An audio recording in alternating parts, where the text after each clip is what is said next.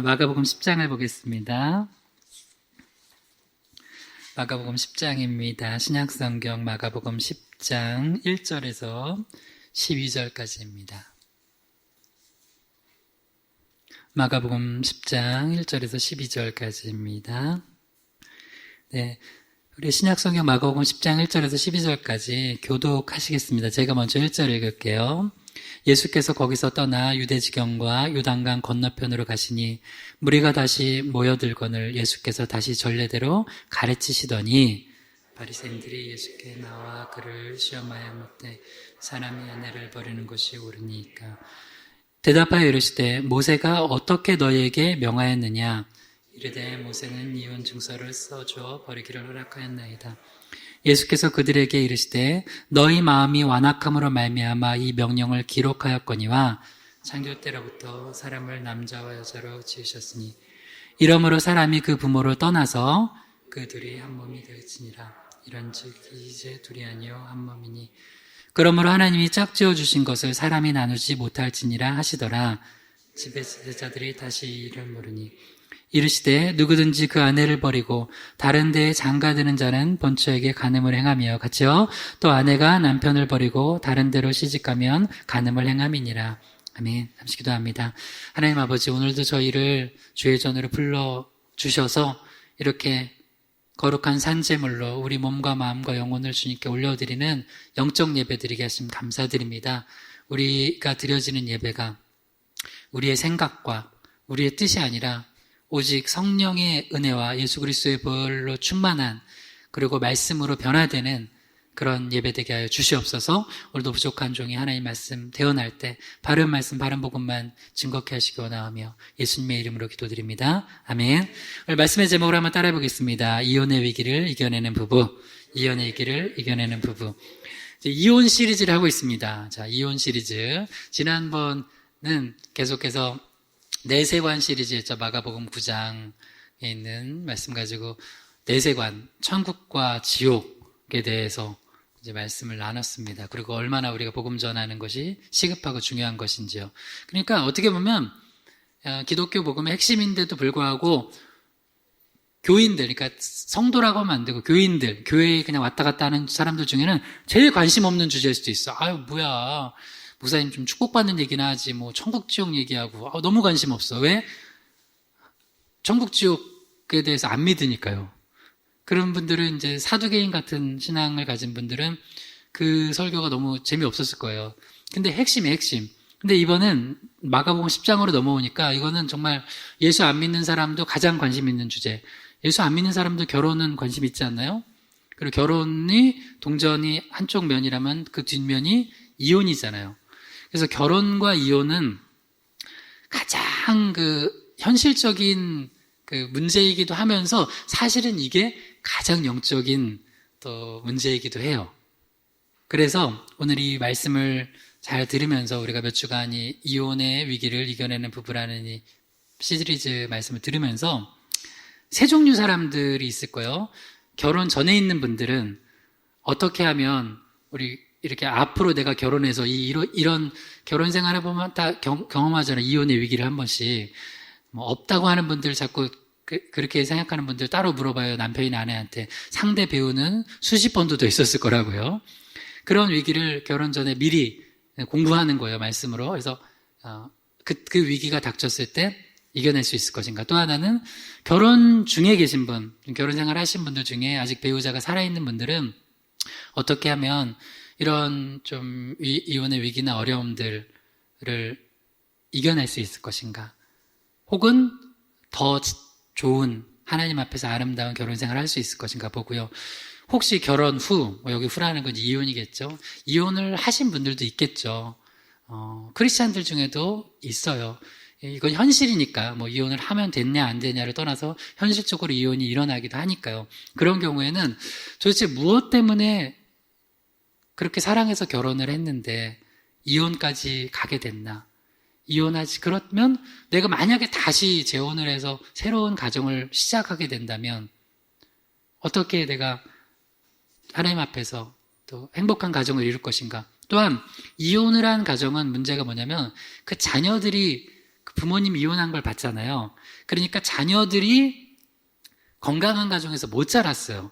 그래서 그 장성한 자녀들이 만약에 결혼을 했더라도 보고 배운 게 그거기 때문에 그럴 위기가 많이 올 거예요. 그래서 그 자녀들에게는 또 어떻게 하면은 좋은 그 가정을 이룰 수 있도록 우리가 또 조금 뒤늦었지만 기도해 주면서 또 말씀 안에서 잘 더 지도해 줄 수 있을 것인지 그런 걸 함께 보려고 합니다.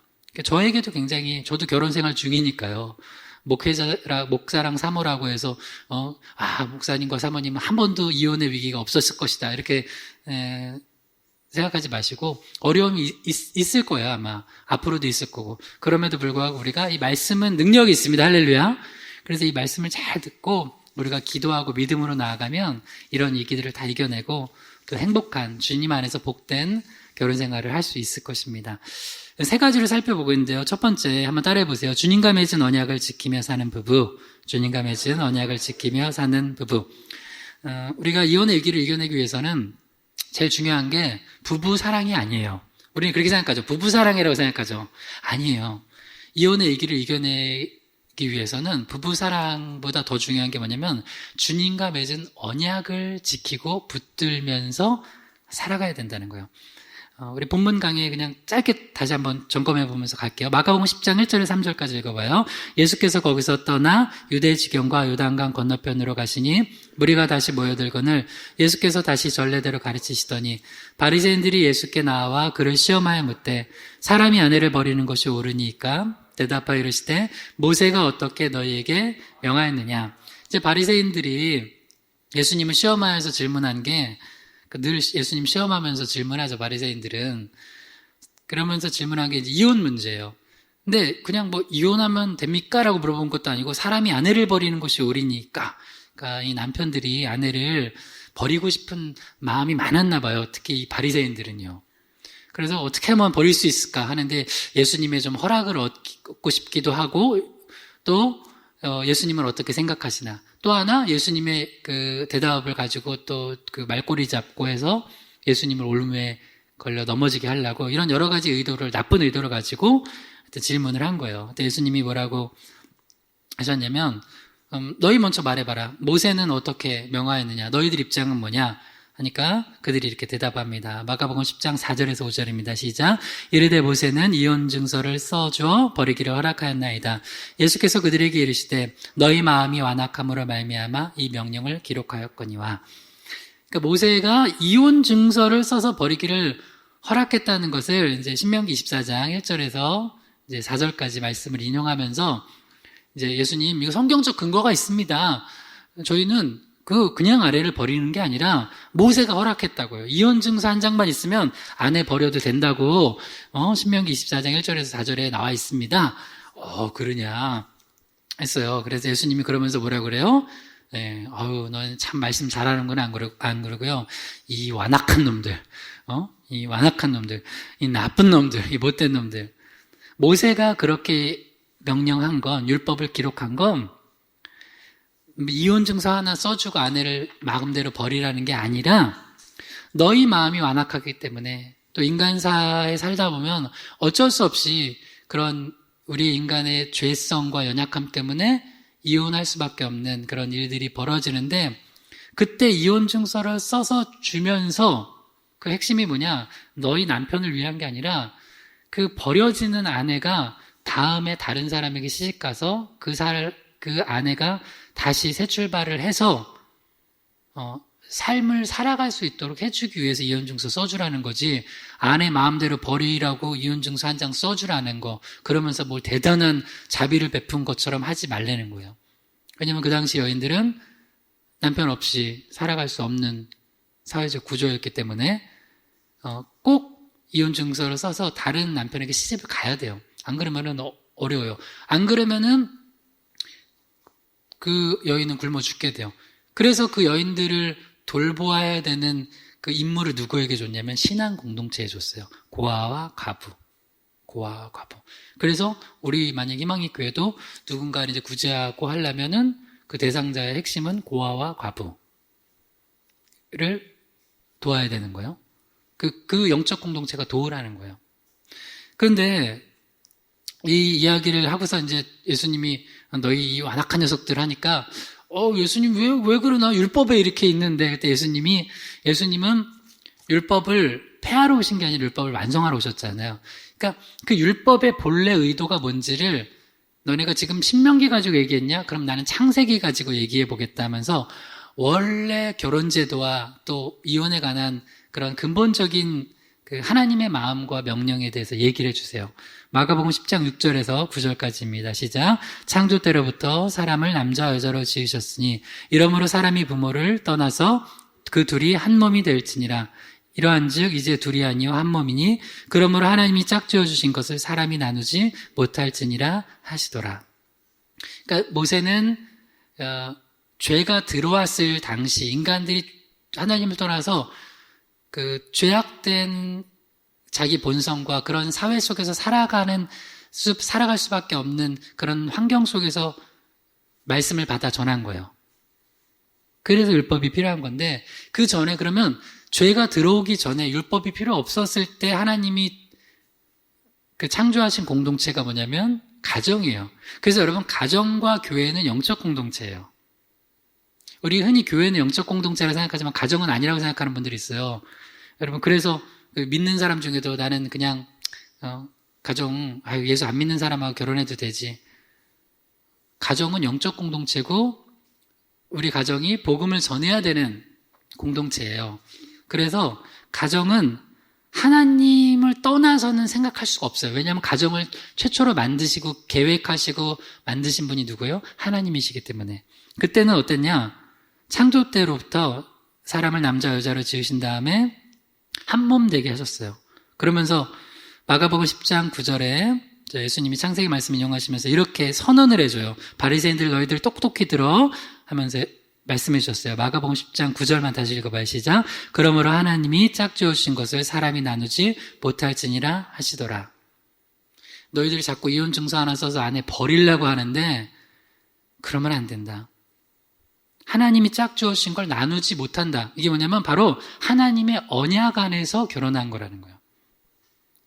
그래서 부부 사랑보다 더 중요한 게 결혼 생활에서 뭐라고요? 우리 믿는 자들, 예수 안 믿는 사람들한테 씨알도 안 먹히겠지만 근데 그들도 사실 알아야 돼요. 그래서 예수 안에서 결혼하는 게 참 복된 거예요.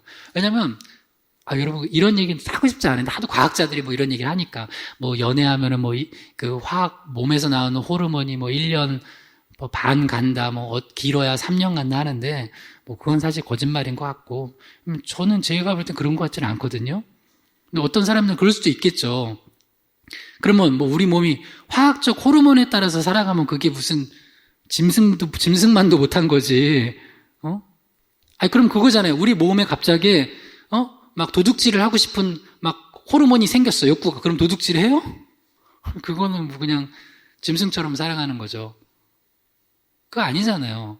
그러니까 그거를 만약에 사랑이라고 생각하고 하면 사랑이 식을 때가 온다는 거예요. 만약에 그냥 백보양보해서 그렇다 치면. 근데 그 사랑은 되게 육적인 사랑을 얘기하는 거예요. 그래서 부부 사랑은 부부의 사랑만 가지고 결혼 생활을 할 거라고 해야 된다고 생각하는 사람들한테는 당연히 그 사랑이 식으면 이혼해야 돼요. 헤어져야 돼요. 더 다른 사람이 내 호르몬을 더 사랑의 호르몬일지 모르겠지만 호르몬을 분비시키면 그 사람한테 가야 돼요? 그거 아니라는 거예요. 그래서 부부 사랑을 넘어서서 결혼 생활의 핵심은 뭐냐면 주님과 맺은 언약이에요. 다시 한번 따라해봐요. 주님과 맺은 언약을 지키며 사는 부부. 주님과 맺은 언약을 지키며 사는 부부. 그러니까 결혼 생활은 부부의 사랑을 넘어서서 언약이라는 거예요. 언약. 그래서 저는 여러분 자녀들 만약에 결혼할 거면 꼭 목사님께 주례받고 하라고 해요. 목사님께 주례를 왜 받았냐면 목사님이 훈화하는 게 아니라 말씀을 가지고 예배하면서 하나님이 짝지으신 걸 사람이 나누지 못한다고 여기서 하객들과 가족 친지들과 부모 형제 앞에서 뭐 하는 거냐면 두 사람이 언약하도록 해주는 거예요. 그래서 왜 부부가 맨날 이렇게 지지리 볶고 싸우냐? 언약에 신실하지 않아서 그래요, 사실은. 그래서 제가 단도직입적으로 질문해 볼게요. 믿음 좋으면 부부 생활 잘할까요? 당연해요. 믿음 좋으면 부부 생활을 잘해요. 거꾸로 그럼 부부생활 잘 못하는 건 뭐냐면 믿음 없어서 그래요. 목사님 너무해요. 저는 그래도 예수님 잘 믿는데요. 11조도 열심히 하고 저 봉사도 열심히 해요. 저 기도도 되게 많이 하고요. 전도도 많이 해요. 선교도 하고요. 근데 잘 안 돼요. 그러니까 그거는 왜 그러냐면 부부 결혼 생활을 내 힘과 내 사랑을 가지고 하려고 하니까 안 되는 거예요. 그래서 언약에 신실하려고 하고 믿음을 가지고 나아가면 부부 생활을 이렇게 세상적으로 잘한다는 게 아니라 신실하게 할 수밖에 없어요. 신앙생활도 여러분 마음과 감정으로 하는 거예요? 말씀과 믿음으로 하는 거예요? 말씀과 믿음으로 하는 거죠. 나 목회 내 감정으로 하는 거예요? 말씀과 믿음으로 하는 거예요? 말씀과 믿음으로 하는 거예요. 내가 어느 날 목사한테 내 감정 따라서 나 오늘은 이제 설교하기 싫다. 오늘은 전도하기 싫다. 근데 모든 약속과 언약과 이런 걸 다 폐기해버리고 내 감정 따라서 한다면 안 되잖아요. 근데 마찬가지라고요. 가정생활도 믿음으로 하는 거예요. 믿음이 없이는 하나님을 기쁘시게 못한다고 그랬어요. 근데 가정생활 영역에서는 우리가 착각하고 있는 게 있어요. 부부의 사랑, 두 사람의 사랑만 가지고 한다고 생각하는데 절대 아니라고요. 언약을 가지고 하는 거라고요. 근데 이 이야기를 이제 바리새인들한테 머리 긁적긁적 하면서 갔어요. 근데 제자들이 또 물어봐요. 자, 마가복음 10장 10절에서 12절에 시작. 집에서 제자들이 다시 이를 물으니 이르시되 누구든지 그 아내를 버리고 다른 데에 장가들은 자는 본처에게 간음을 행하며 또 아내가 남편을 버리고 다른 데로 시집가면 간음을 행함이니라. 제자들이 난 이게 너 황당해. 제자들이 왜 물어요? 아멘 하면 되는데 이 제자들 중에도 굉장히 지금 아내한테 불만이 많은 제자들이 있었을 거예요. 분명히 베드로는 바가지 긁혔을 것 같아요. 왜 물고기 안 잡고 무슨 사람을 낚는 어부가 된다고 이게 당신 정신 나간 거 아니야? 하면서 예상해 보는 거예요. 지금 우리 어머니도 장모님이 아파서 병져 누우셨잖아요. 그러니까 어머니도 아파가지고 지금 이렇게 병들는데 당신 예수라는 사람 따라다니면서 뭐 하는 거야? 이렇게 바가지 긁었을 수도 있어요. 그래서 가정이 한 믿음이 되지 않으면 굉장히 신앙생활하기 힘들어요. 한쪽이 남편이 그렇고 아내가 그렇고 아마 그래서 이제 예수님 예수님의 제자가 되려면 이 아내를 좀 버리고 새 아내를 얻어야지 좋을 것 같습니다. 이런 마음이 있었을지도 몰라요. 이게 상상이에요. 제자들이 물어봤다니까. 하여튼 사실 우리가 여러 결혼 생활 해본 분들은 알잖아요. 결혼 생활이 쉬워요, 어려워요? 결혼은 쉬울 수 있어요. 결혼은. 근데 결혼 생활은 어렵잖아요, 그죠? 예. 그래서 다들 그걸 착각하잖아요. 이제 결혼하기 전에 남녀는 물론 결혼이 어렵다는 것도 있죠. 결혼 전에부터 집 문제로 여러 문제로 다 싸우고 하면서 결혼을 하지만 결혼 생활은 더 어려워요. 그런데 바리새인처럼 이렇게 이혼 증서 하나 써서 아내를 쉽게 버리는 건 너희들은 그거는 하나님의 언약에 신실하지 못한 거다. 그러니까 근본적으로 너희들이 아내를 왜 버리려고 하냐? 간음한 이유 아니면은 버리면 안 된다. 그러면 간음하면 버려야 되냐? 그거는 좀 이따 또 얘기해 줄게요. 네. 물론 당연히 간음은 버림받을 만한 또 그만큼 이혼할 만한 큰 죄예요. 왜냐면 그거는 이미 언약을 깬 거기 때문에. 근데 그 외에 예를 들어서 아내가 요리를 못한다. 그걸로 버리면 돼요, 안 돼요? 남편이 분명히 결혼 전에 총각 때는 자기 한 달 월급 500만 원이라고 했는데 그래서 결혼했는데 결혼해서 보니까 뭐하고 보너스 탈 때 500이었고 300만 원이 안 돼. 이 남자 나 속였어 하면서 그러면 그거 가지고 버려야 되냐? 아내는 남편을. 이건 제가 예를 들어드린 건데 바리새인들이 그런 식으로 아내를 쉽게 버렸다는 거예요. 물론 당시 여자들은 버림당할 일이 별로 그러니까 여자들의 남편을 버릴 일은 별로 없었겠지만요. 그러면 이 말씀 다시 한 번 더 봐요. 지난주 봤던 건데 욥기 2장 8절에서 10절에 시작. 욥이 제 가운데 앉아서 질그릇 조각을 가져다가 몸을 긁고 있더니 그의 아내가 그에게 이르되 당신이 그래도 자기의 온전함을 굳게 지키느냐? 하나님을 욕하고 죽으라. 그가 이르되 그대의 말이 한 어리석은 여자의 말 같도다. 우리가 하나님께 복을 받았은즉 화도 받지 아니하겠느냐고 이 모든 일에 욥이 입술로 범죄하지 아니하니라. 욥이 이제 원래는 참 최고의 남편감이었죠. 경제적으로는 뭐 말할 것도 없고, 뭐 신앙도 좋았고, 뭐 하나 흠잡을 데도 없어요. 근데 이제 그게 다 없어졌어요. 경제적으로 이제 파탄 나고, 그리고 자녀들도 죽고, 몸도 아프고 하니까, 그 전까지는 욥을 그렇게 거의, 너무 귀하게 여기다가, 나는 참 축복받은 아내, 어떻게 이런 남편을 만났을까 하던 아내가 뭐라고 하냐면, 욥이 어느 날, 이제 가장 그 아내가 열받았던 게 뭐예요? 경제 파탄 나고, 자녀 죽고, 몸까지 아픈데, 이놈의 남편이, 죄송해요. 이제 이 아내가 이렇게 생각했어요. 이놈의 남편이 예배하고 있네? 아니, 이런 상황에서 예배를 해? 그리고 하면서 더 충격적인 거. 이러면서, 뭐, 주신 자도 하나님이시여, 거두신 자도 하나님이시냐, 하면서 뭐, 하나님을 찬양하고 있네? 이거 제대로 미쳤구나. 하면서 뭐라고 하냐면, 도저히 못 봐주겠어서, 하나님 욕하고 그냥 죽으라고.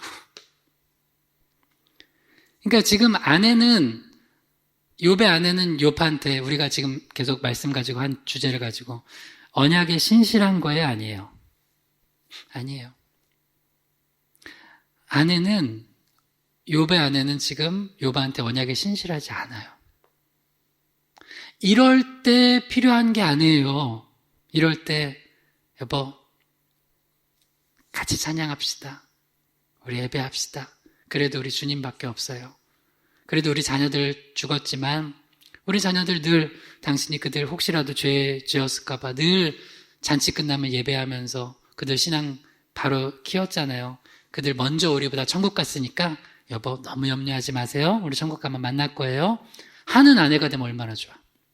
근데 이 아내는 사실은 뭐 그렇게까지 내가 뭐 딱 판단할 수는 없겠지만 여기서 봐서는 이 정도 됐으면은 거의 신앙이 가짜였던 거예요.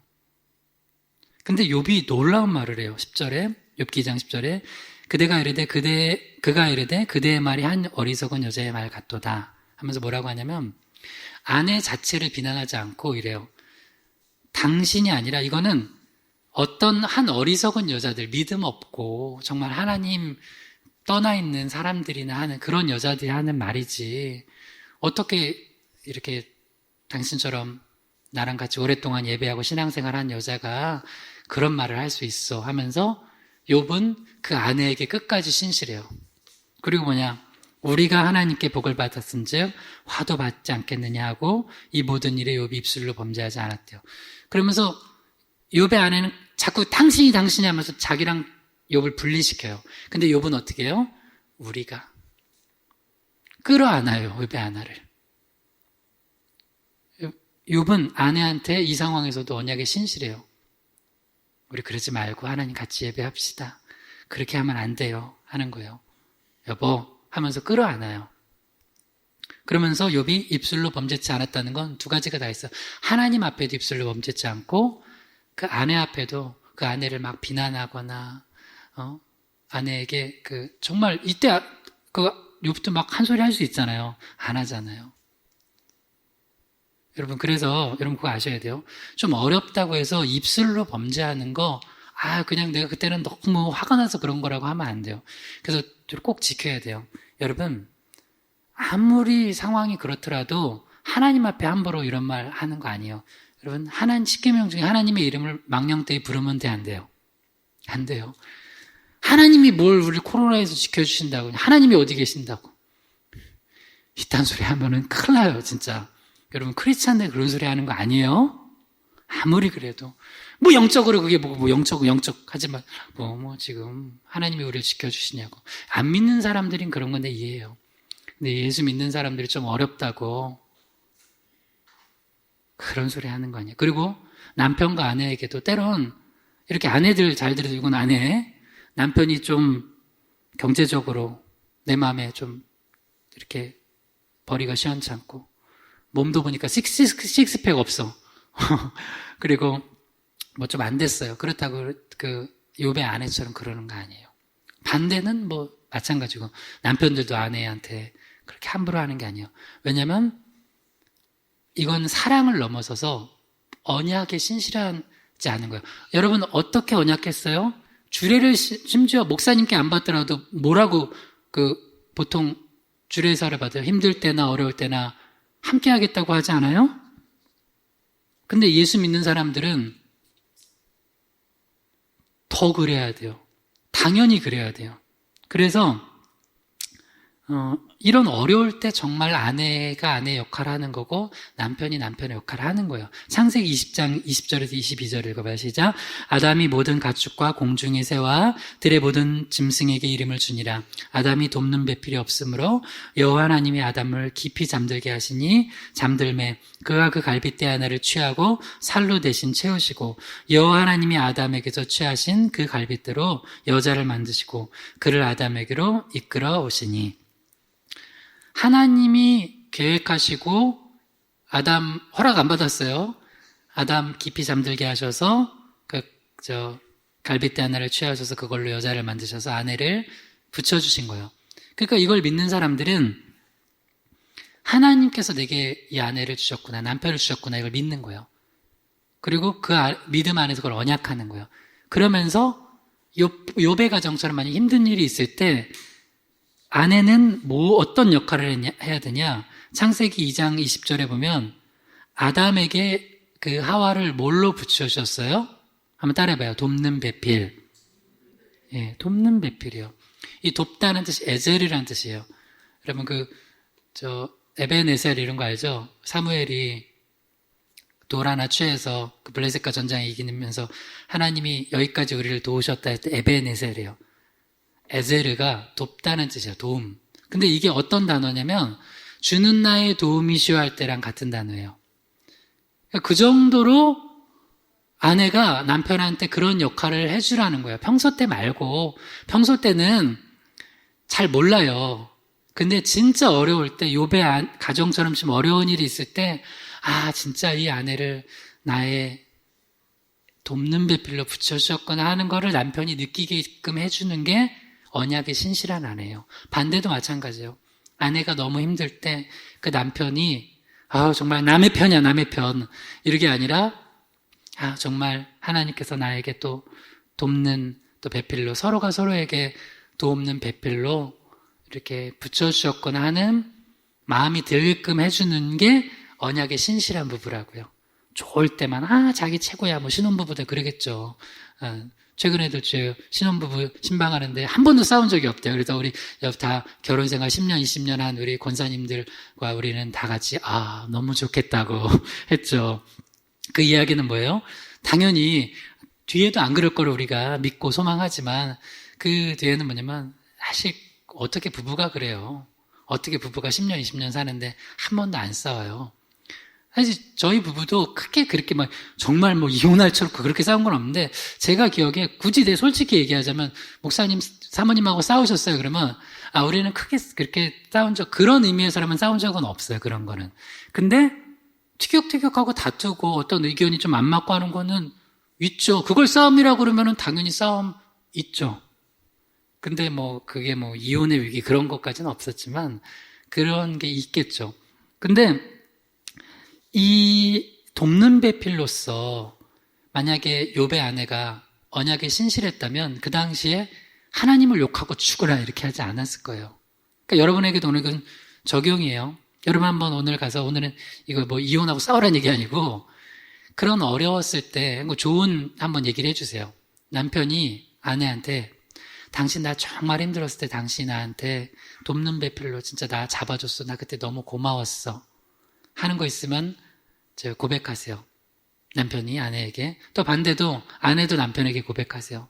아내도 남편에게 나 진짜 너무 힘들었는데 당신이 그때 나를 이렇게 붙잡아줘서 내가 이렇게 그 힘든 거 이겨내고 또 지금까지 잘 왔어. 그게 힘든 게 물질 때문일 수도 있고 건강 때문일 수도 있고 또 애들 때문일 수도 있고 그렇잖아요. 여러 가지 또 외적 상황일 수도 있고 그때 그걸 고백하세요. 근데 목사님 저는 한 번도 없는데요. 그러면 숙제예요. 그걸 찾아내세요. 집요하게 찾아내세요. 신혼 촉대라도 찾아내세요. 찾아내서 숙제예요. 이거 한번 해보세요. 근데 그 가운데 또 고건하면 안 돼. 그런데 말이야 그때 나 힘들었을 때 왜 그랬어? 고건하면 안 돼요. 고건하지 말고 오늘 숙제 뭐라고요? 남편은 아내에게, 아내는 남편에게 그렇게 내가 너무 힘들었을 때 당신이 있어서 내가 참 너무 도움이 되고 당신이 정말 돕는 배필이구나 느꼈어. 요거 꼭 한번 해주세요. 이런 거 하는 거예요. 목사님은 왜 자꾸 설교하면서 숙제를 시키시나? 그래야지 이 말씀이 육신이 돼서 우리 안에 거하는 거예요. 할렐루야! 그럼 해보세요. 그러면은 이거를 자주 하잖아요. 그럼 가정이 행복해져요. 근데 대부분 이런 건 안 해. 그러면 안 하다가 딱 싸울 거 있으면 그 약점 하나 꺼내가지고 그거를 다다다다 부어요. 그러면 그때부터는 뭐가 돼요? 그 가정은 정말 집에 들어가기 싫다. 뭐 이런 게 되는 거죠. 여러분, 언약의 신실한 부부 되기를 다시 한번 축복합니다. 그래서 결혼 생활은 어떻게 해야 되냐면 이런 마음을 가지고 해야 돼요. 결혼 생활은 은총이다라는 생각을 가지고 해야 돼요. 자, 잠언 18장 22절 읽어봐요. 시작. 아내를 얻는 자는 복을 얻고 여호와께 은총을 받은 자니라. 우리 남편들만 크게 읽어봐요. 시작. 아내를 얻는 자는 복을 얻고 여호와께 은총을 받는 자니라. 할렐루야. 아멘. 다시 남편들만 아멘 해보세요. 할렐루야. 아멘. 네. 오늘 카톡 프로필 사진을 잠언 18장 22절로 바꿔놓으세요. 근데 이건 반대도 마찬가지예요. 남편을 얻는 자는 복을 얻고 여호와께 은총을 받은 자니라. 결혼 생활을 이렇게 하는 사람이 있어요. 흔히 남자들 중에 이런 생각 가지고 결혼하는 사람도 있어요. 좀 능력 있어. 그러니까 대기업 다녀. 좋은 학교 나와서 대기업 다녀. 그래서 예쁘고, 젊고, 그냥 세속적인 얘기 해볼게요. 예쁘고 젊고, 누가 봐도 참 부러울 만한 좋은 집안의 여자를 얻었어요. 그럼 남자들이 어떤 생각 가지고 있는 줄 알아요? 내가 이만큼 똑똑하고 능력 있어서 이런 아내를 얻었다는 거예요. 그런 남자랑 그 여자도 마찬가지예요. 내가 이렇게 미모와 지성과 교양과 모든 게 다 갖춰서 이렇게 돈 잘 벌고 멋진 남자를 얻었어라고 생각하는 사람이 있어요. 그렇게 결혼 생활하는 사람과 남편이든 아내든 남편이 아내를 보면서 아내가 남편을 보면서 어쩜 나처럼 부족한 사람에게 이런 남편을 주셨을까? 이런 아내를 주셨을까? 이거 진짜 하나님의 은혜입니다. 우리 부모님이 기도를 많이 해주셨구나. 도대체 나 같은 사람은 얻을 수 없는 아내를, 나 같은 사람은 얻을 수 없는 남편을 얻게 해주셨네라고 생각하면서 결혼 생활하는 사람이 있어요. 그래서 이걸 뭐라고 하냐면 은총으로 결혼 생활하는 사람과 자기 잘난 맛으로 결혼 생활하는 사람이 나눠져요. 누가 결혼 생활을 잘할까요? 누가 잘할까요? 당연히 은총으로 결혼 생활하는 사람이 잘해요. 제가 예를 들어 볼게요. 제가 목회를 여기 담임 목사로 내가 아주 그냥 믿음도 좋고 내가 아주 지난 시절 보니까 열심히 해가지고 내가 아주 그냥 그래서 하나님께서 나를 담임 목사로 이렇게 세우셨구나 라고 생각하고 내가 목회를 하는 것과 진짜 어떻게 하나님 나 같은 사람을 목사 삼으시고 나 같은 사람을 이 담임 목사는 아무나 되는 게 아닌데 진짜 한 교회와 성도들의 영혼을 책임지는 건데 이 엄청난 자리에 내가 담임 목사를 세워주시고 이 교회를 맡겨주고 그것도 개척하게 하시고 한 거는 이거는 진짜 내 은은 하나도 없다. 이거 완전히 100% 하나님의 은혜다 라고 생각하고 목회를 하는 것과 여러분 어떻게 내가 목회를 하면 좋겠어요? 당연히 후자겠죠? 저도 당연히 그러고 있는데 이게 우리가 믿음의 영역뿐만 아니라 사실 가정이 믿음의 영역이에요. 부부 생활도 은총으로 믿음을 가지고 하는 사람들은 더 잘해요. 그래서 아까 다시요. 믿음이 좋으면 가정생활, 부부생활 잘할 수밖에 없어요. 자녀를 볼 때도 그래요. 어떻게 나한테 이런 자녀를 주셨을까? 맡겨주셨을까라는 거. 어떻게 저한테 이렇게 훌륭하고 좋은 성도님들을 내가 늘 성도님들 여기 대표 기도할 때마다 내가 은혜를 받아요. 우리 집사님 권사님들 대표 기도할 때마다 좀 이렇게 평소에는 잘 모르잖아요. 근데 그 기도문이 사실 그 믿음의 고백이잖아요. 너무 은혜 받아요. 이렇게 좋은 성도님들을 붙여주셨을까? 이런 감동을 받아요. 그러니까 여러분 부부 생활도 그렇게 하세요. 그래서 오늘 잠언 18장 22절처럼 마음을 가지고 있으면 지금 내가 네 남편이 문제라고 생각했던 거, 이 아내가 문제라고 생각했던 게 다르게 보여요. 자, 신명기 24장 1절에서 2절. 바리새인들이 이 말씀 가지고 이혼 증서 써서 아내 버리려고 했던 말씀이 어떻게 다시 보이나 봐요. 신명기 24장 1절에서 2절 읽어봐요. 시작. 사람이 아내를 맞이하여 데려온 후에 그에게 수치되는 일이 있음을 발견하고 그를 기뻐하지 아니하면 이혼 증서를 써서 그의 손에 주고 그를 자기 집에서 내보낼 것이요. 그 여자는 그 집에서 나가서 다른 사람의 아내가 되려니와. 아내에게 수치되는 일이 있음을 남편이 발견했어요. 이제 이거에 대한 해석이 분분해가지고 바리새인들이 물어본 거예요.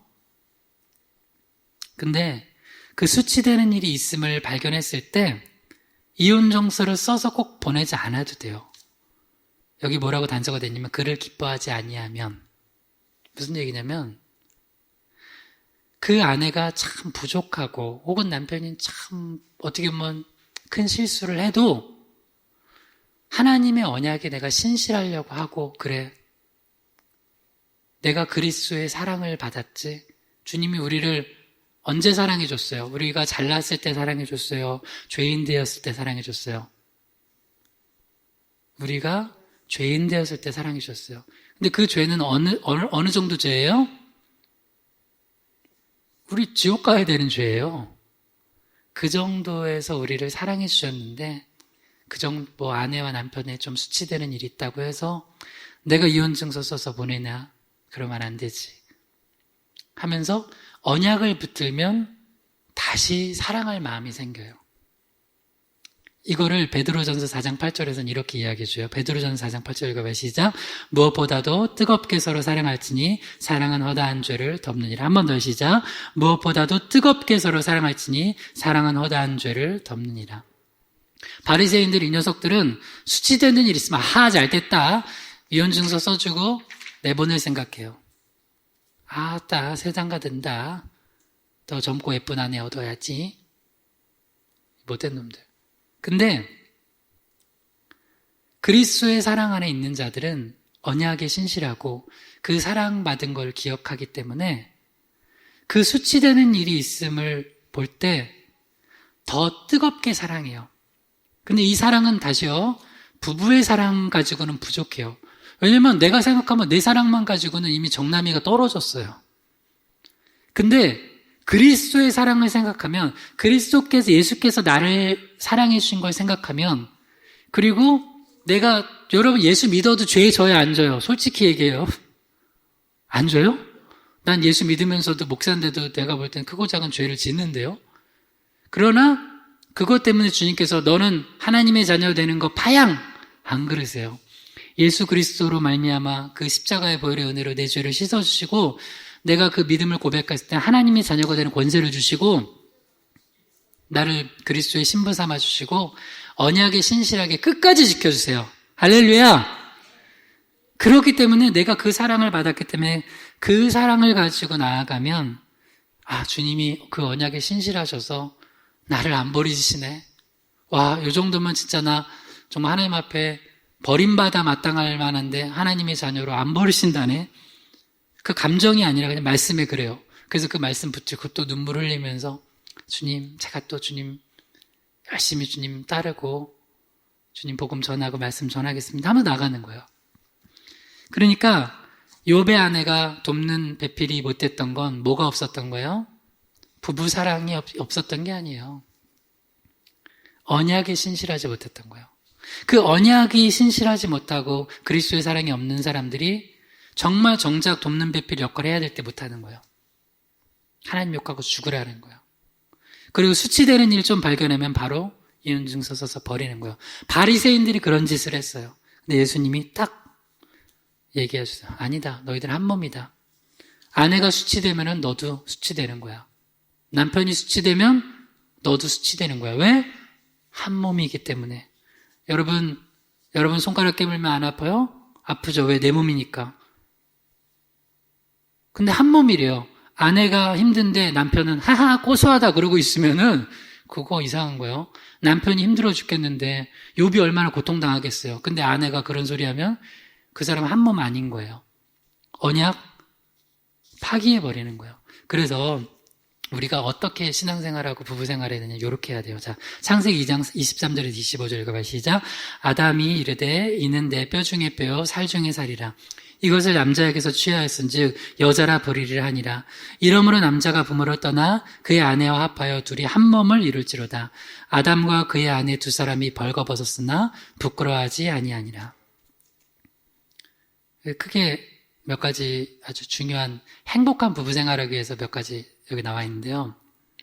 죄가 들어오기 전에 부부 관계예요. 아담이 날마다 뭘 했냐면 아내에게 사랑의 고백을 했어요. 그러니까 부부는 사랑을 고백하면서 표현하면서 살아야 돼요? 안 하면서 살아야 돼요? 하면서 살아야 돼요. 특히 남편들 이렇게 고백하세요. 이는 내 뼈 중에 뼈요 살 중에 살이야. 너 이렇게 숙제를 냈는데 잘 안 해요, 남편들. 그 믿음 없는 거예요. 왜 안 해요? 그 누구한테 하려고? 아니, 남편이 아내한테 이는 내 뼈 중에 뼈, 살 중에 살이라고 안 하면 누구한테 하려고요?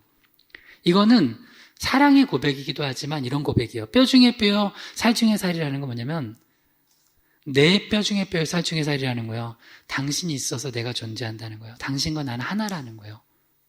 그러니까 당신의 아픔도, 당신의 고통도, 당신의 기쁨도 내가 함께 하겠다는 거예요. 그러니까 당신 힘든 일 있으면 혼자 힘들어하지 말라는 거예요.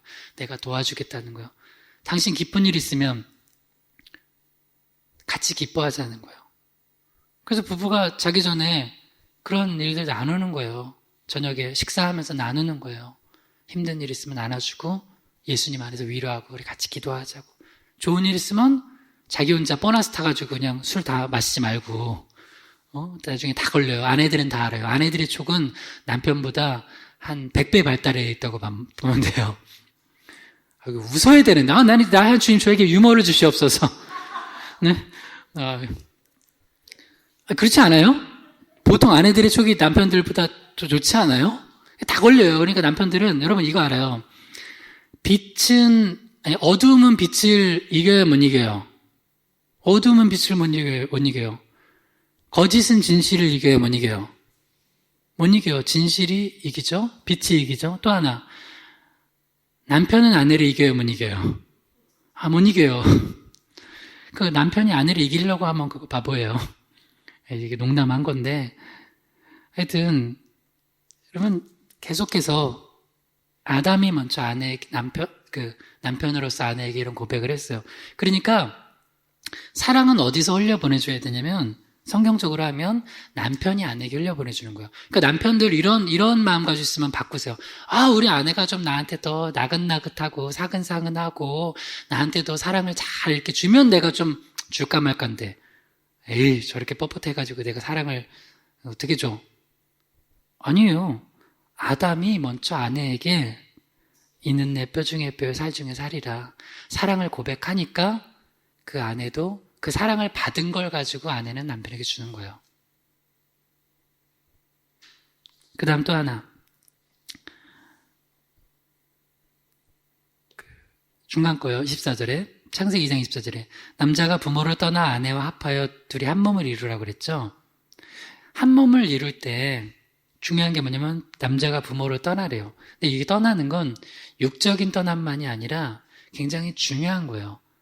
부모한테 있었던 잘못된 걸 떠나보내야 되는 거예요. 제가 몇 번 예를 들어요.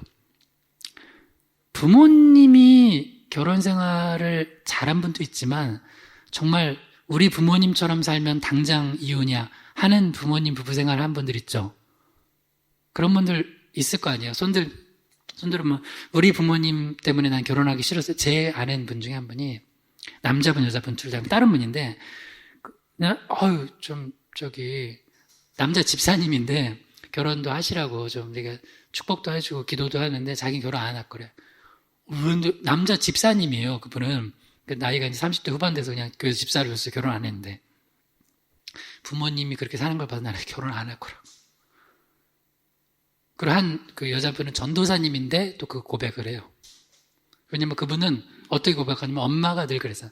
넌 결혼하지 말고 혼자 살아라. 늘 그렇게 한 거예요. 그러니까 이 딸이 그 얘기를 듣고선 결혼할 생각을 안 해요. 나중에 엄마가 무릎 꿇고 너 왜 시집 안 가냐 그러니까 엄마가 어렸을 때부터 결혼하지 말라며. 그리고 내가 봐도 결혼은 불행한 것 같아 하고 안 해. 근데 그런 것도 여러분 끊어낼 수 있어요. 여기 보니까 어떻게 했냐면 예수 안에서 성령 충만하고 그리스도의 보혈을 씻김받고 말씀이 있잖아요. 그렇게 정말 같이 안 사는 게 더 행복한 부모님을 보더라도 그거를 내가 가지고 남편과 아내로 결혼하면 그대로 반복해요. 근데 여러분 기도 중에 뭐가 있냐면 결혼 전에 있는 자녀들 기도 제목 꼭 주셔야 돼요. 너희들 엄마 아빠 볼 때 정말 본받고 싶지 않은 거 있으면 니네들 기도로 떠나 보내고 남편 아내 만나서 결혼하라고 해야 돼요. 그런 고백하기 쉽지 않아요. 왜? 너무 떠나보낼 게 많아서. 그래도 여러분 그걸 가지고 결혼 생활하는 것보단 떠나보내는 게 맞아요. 근데 너희들 왜 그렇게 사니? 지지고 그러면 엄마 아빠 그랬잖아. 그러면 너무 가슴 아프잖아요. 근데 그렇게 그렇게 말해도 안 돼요, 자녀들이. 자기들이 떠나보내야 돼요. 부모를 떠나는 것은 육만 그냥 집만 분리하는 게 아니라 정말로 잘못된 것들. 만약에 우리 아버지가 알코올 중독자여서 맨날 술 먹고 오면은 엄마를 괴롭히고 그랬어요. 그러면 그거를 나는 아버지가 알코올 중독자여서 그랬다고 한 거는 오늘 말씀에 보면 부모로 떠난 게 아니에요. 그걸 그대로 가져와서 결혼 생활하는 거예요. 그리고 아내는 맨날 남편 약점 잡아가지고 맨날 하고 애들 앞에서 남편들 막 흉보고 그러니까 남편은 애들 앞에서도 그냥 기도 못 펴고 그렇게 하는 걸 봤어요. 그러면 그걸 가지고 그대로 해요. 그거 못 떠나보낸 거예요. 그거 떠나보내야 돼. 그러니까 오늘 숙제 중에 하나가 이거예요. 나는 부부 생활하면서 지금 결혼 생활하면서 지금 30년, 40년 됐으면서도 내 옛날 그 부모님 시대 때 그 부모님의 결혼 생활한 거, 엄마 아빠 결혼 생활한 거 못 떠나보내고 부부 생활하고 있는 거 있으면 한번 나눠보세요. 내가 보니까 내가 엄마를 똑 닮았어. 내가 보면서 늘 엄마가 아빠한테 너무하는 거 아니야? 한 거를 그대로 하고 있어. 그러면 회개하시고 떠나보내시면 돼요. 남편으로서 진짜 내가 저 아빠 닮지 말아야지 하는 걸 똑 닮고 있어요. 그럼 그거 떠나보내는 거예요. 그러면 새롭게 시작할 수 있어요. 그 다음 또 하나 25절 읽어봐요. 중요한 거예요. 창세기 2장 25절 시작. 아담과 그의 아내 두 사람이 벌거벗었으나 부끄러워하지 아니하니라. 한 번 더 읽어봐요. 시작. 아담과 그의 아내 두 사람이 벌거벗었으나 부끄러워하지 아니하니라. 여러분 부부기 때문에 남편과 아내기 때문에 육체적으로 벌거벗어도 부끄럽지 않아요. 그리고 사랑을 나눠요. 그런데 여기는 단지 육체적인 얘기만이 아니에요. 여러분 내가 벌거벗은다는 것은 육체적인 것뿐만 아니라 우리 결혼 생활하다 보면 알게 되죠. 연애를 오래 해도요. 연애 막 10년씩 해도 결혼하면은 결혼 6개월 만에 새롭게 알게 되는 게 있어요. 그러면 선택이에요. 믿음이에요. 그게 남편과 아내가 그걸 약점으로 잡아서 계속 부끄럽게 하는 남편과 아내가 있어요. 근데 결혼하고선 결혼 전에는 언약하진 않았잖아요. 근데 결혼 뒤에는 언약이에요. 이 사람이 힘든 거, 어려운 거, 허물, 또 연약감, 부족함 있는 거를 벗겨졌을 때 어떻게 해야 돼요? 그걸 약점 삼아야 돼요? 감싸 안고 덮어줘야 돼요.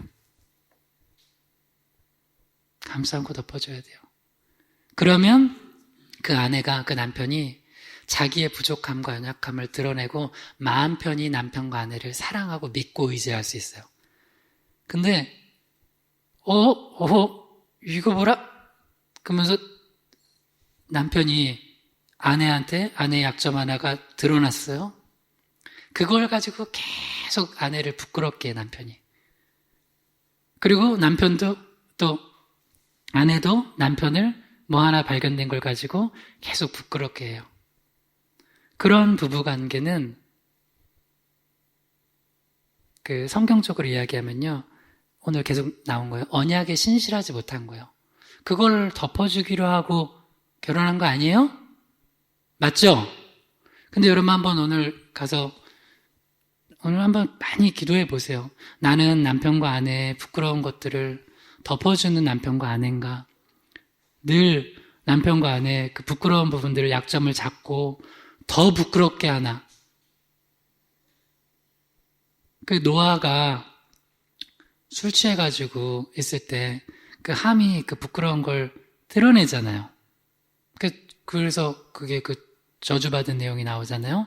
이건 뭐냐면 이게 이제 그리스도의 십자가의 보혈의 은혜랑 연결이 돼요. 예수님께서는 아담과 하와가 쫓겨날 때도 가죽옷지어 입히셨어요. 왜? 그 부끄러운 것들 가려주신 거예요. 없는 것도 찾아내가지고 막 다 부끄럽게 막 만들어내는 사람들이 있어요. 그러면 안 돼요, 여러분. 여러분은 정말 부부로서 언약에 신실하려면 오늘 요구하면 돼요.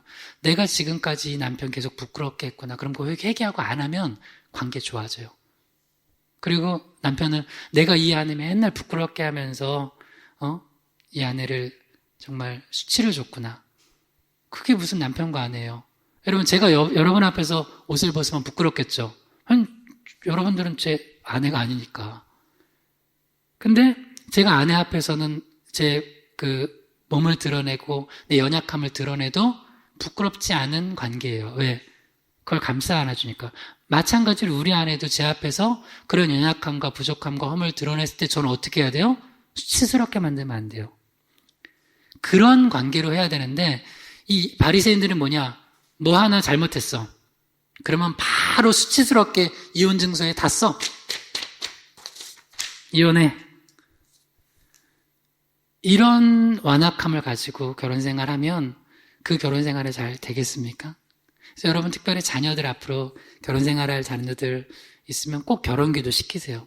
그리고 오늘 이 이혼 시리즈를 들려주세요.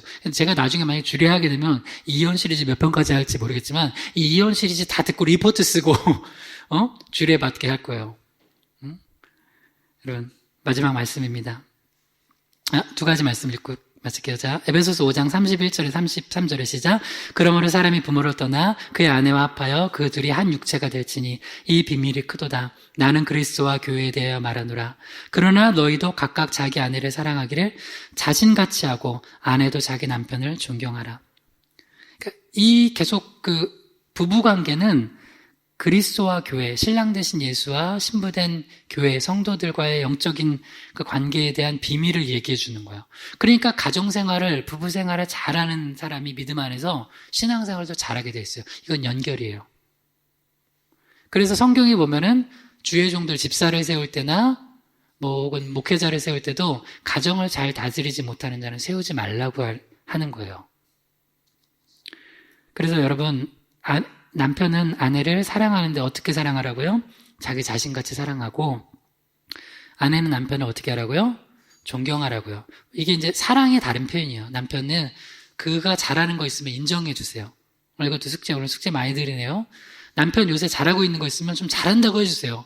오, 당신 요새 이 코로나로 어려운데 어쩜 이렇게 잘하냐고. 당신 진짜 능력 있다고. 하고 아내는 그 남편 잘하는 거 있으면 얘기해줘요. 당신 요새 교회에서 이런 거 섬기고 있는데 너무 잘한다고. 계속해서 남편을 존경해줘야 돼요. 남편은 존경을 먹고 살아요. 그리고 남편은 아내에게 뭐 하라고요? 계속 당신은 내 뼈 중에 뼈, 살 중에 살이라고. 정말 최고라고 하면서 당신 없으면 나 못 산다고 하면서 그러면 자, 쓸데없는 소리 하지 말고 밥이나 먹으라고 하지만 아내들은 좋아할까요? 싫어할까요? 성경에 보니까 좋아하니까 했겠죠? 좋아요. 그렇게 하라는 거예요. 그렇게 하라는 거예요. 그러면 마지막으로 이 말씀 읽으면서 우리가 어떻게 사랑해야 되는지 봐요. 디모데후서 2장 13절 시작. 우리는 미쁨이 없을지라도 주는 항상 미쁘시니 자기를 부인하실 수 없으시리라. 그러니까 부부는 개개인의 남편과 아내가 이렇게 생각하면 돼요. 나는 미쁨이 없다. 미쁨이라는 건 이게 신실함을 얘기하는 건데 faithful. 그 신실함이 없다. 그러니까 내 사랑 가지고 사랑하려고 하지 말고 주님은 항상 미쁘시다. 주님은 어떤 상황에서 항상 신실하시다 해서 항상 부부가 십자가 예수를 같이 바라보는 거예요. 그러니까 저를 한번 보세요. 그러니까 부부관계 이렇게 하는 거예요. 어떻게 하는 거냐면 두 사람이 이렇게 바라보는 게 아니라고요. 그러면은 서로 힘들 때는 안 바라보게 돼요. 그러니까 이렇게 바라보는 게 아니라 두 사람이 같이 십자가 예수를 같이 바라보는 거예요. 같이 이렇게 바라보면 나중에는 어디서 만나요? 십자가에서 만나요. 무슨 얘기인지 알겠죠? 그렇게 하는 게 우리는 미쁨이 없을지라도 주는 항상 미쁘시니 하면서 주님 바라보면서 가정을 꾸려나가는 거예요. 여러분, 그래서 정말 우리 희망의 교회에 오신 그 성도님들은 제가 기도하기를 가정이 회복되고 또 여러분 자녀들의 가정도 행복한 축복된 자녀들 가정이 되고 또 더불어서 좀 아픔이 있었더라도 다시 새롭게 출발할 수 있는 가정 되기를 주님으로 축원합니다. 오늘 한번 가정을 놓고 기도합시다. 우리 가정의 모든 아픔과 어려운 문제들 이 말씀 듣고 순종할 때 다 해결되고 정말 복된 그런 가정 되게 해달라고 주여 한번 부르기도 합니다. 주여 하나님 아버지, 우리 가정 가운데 함께 해주시고 하나님 아버지, 우리는 몇쁨이 없습니다. 우리는 연약합니다. 우리의 사랑은 턱없이 부족합니다. 우리는 죄인입니다. 그러하기에 언제나 변함없으시고 신실하신 예수님 바라보고 영원토록 변함없는 이 약속의 말씀 붙들고 우리가 살아가게 하여 주시옵소서. 특별히 우리 희망의 교회 성도들 가정은 남편과 아내가 모두가 예수님 십자가 안에서 행복한 가정 누리게 축복에 축복을 더하여 주시고, 특별히 우리 청년 형제자매들, 우리 아들, 딸들 결혼 앞두고 또 기도하고 있는 그런 청년들이 있다면 이들이 말씀 붙들고 기도할 때 정말 아름다운 가정을 어떻게 꾸려야 되는지 알고 기도하면서 힘들고 어려운 순간에도 신실하게 언약 안에서 행복한 가정 누리게 하여 주시옵소서. 예수님의 이름으로 기도드립니다. 아멘.